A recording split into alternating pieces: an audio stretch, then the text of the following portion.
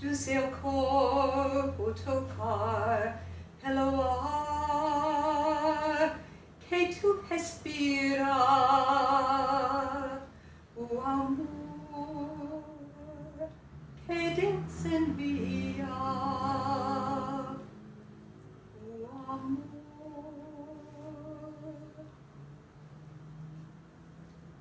Witchy, wisdom beyond illusion. I'm so glad you're here. Come, fly with me behind the veil of illusion that keeps us from seeing the world as it is, that keeps us from seeing ourselves in our power and glory. I'm Janice, a Santa Cruz hippie witch. Oh, something I need to clear up right now. I tend to think everybody already knows this, but in case you don't, let me make it plain. Witches, at least my kind of witches, are not Satanists. There are and have been Satanists who call themselves witches. But that whole idea was started as a falsehood created by the Church of Rome during the Inquisition. I don't worship Satan. In fact, Satan has no place in my life. The Christian anti-God Satan has no place in the pagan pantheons, either mythologically or theologically. Plainly and simply, Satanism is the dark side of Christianity, and Satan is nothing other than the collective id of Christendom. I'm remembering a story right now.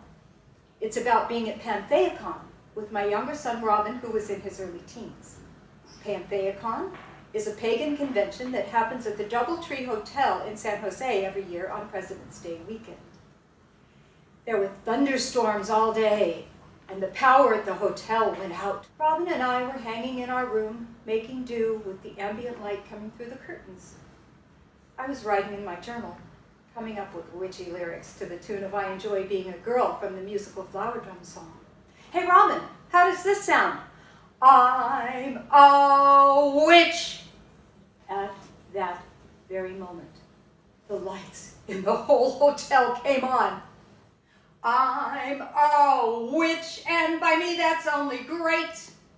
I am proud of my circle casting powers. I can bend all the harmonies of fate and discuss esoteric stuff for hours. I adore being dressed in something striking.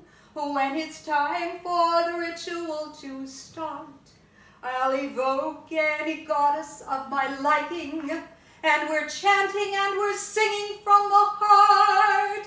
I'm strictly a pagan, and my future I hope will be in a coven with other pagans who'll enjoy being a witch, loving a witch like me. Yeah. It's a historical fact that witches of old used broomsticks to fly. They flew with the aid of a substance called flying ointment. It was a hallucinogenic herbal concoction. They used ingredients that could be toxic in the wrong amount. So they rubbed it on the skin instead of drinking it as tea. I mean, one slip with your dosage, and you might not make it back into your body to let your friends know what a great time you had at the witches' sabbath. You could rub it under your armpits, but it was even more effective when applied to the mucous membranes of the genitals. So the women used a staff for that purpose. Broomsticks worked just fine, and everybody had one around the house. Yes, you heard me right. They used a broomstick as a dildo to smear mind-altering goo on their privates. Those witches of old had been tripping, and that, boys and girls, is how the image of a witch riding on a broomstick entered the folklore of old Europe. We won't be using flying ointment tonight. Ready? Let's fly together. Got your imaginary broomsticks? Hang on tight, because we're entering a wormhole of time going backwards. The witch's wheel of the year spins backwards, counterclockwise, star-wise, widdershins. Slowly at first, and then faster and faster as the days, nights, weeks, months, years, and decades become a blur. Colors fade into a neon fractal light show, forming itself into a comic tornado of time, space, and events. We are the heirs to secrets whispered down the generations in certain families. The history of witches comes from a place beyond language, linking us in spirit to the spell singers of old Europe like a song that survived the burning times of the Inquisition. Everything is alive. Everything is alive. Everything is alive with the power of love. From where I see it, our socio-political creation is as illusory as solid matter or self-imposed feelings of lack beneath the sweater and the skin. How many years of beauty do I have left? She asks me. How many more do you want? Here is 34. Here is 50.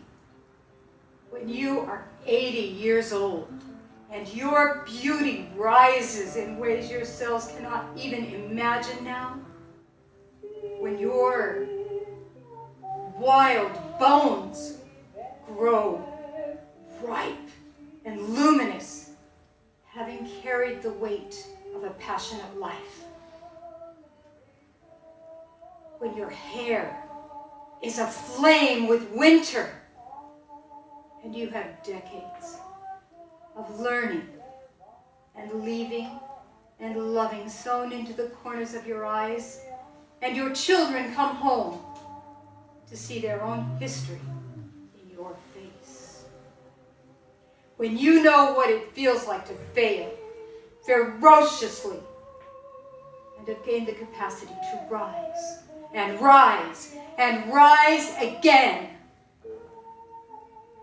When you can make your tea on a quiet and ridiculously lonely afternoon and still have a song in your heart. Queen owl wings beating beneath the cotton of your sweater.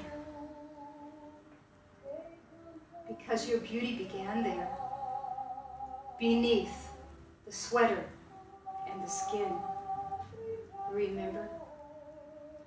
This is when I will take you in my arms and coo. You brave and glorious thing!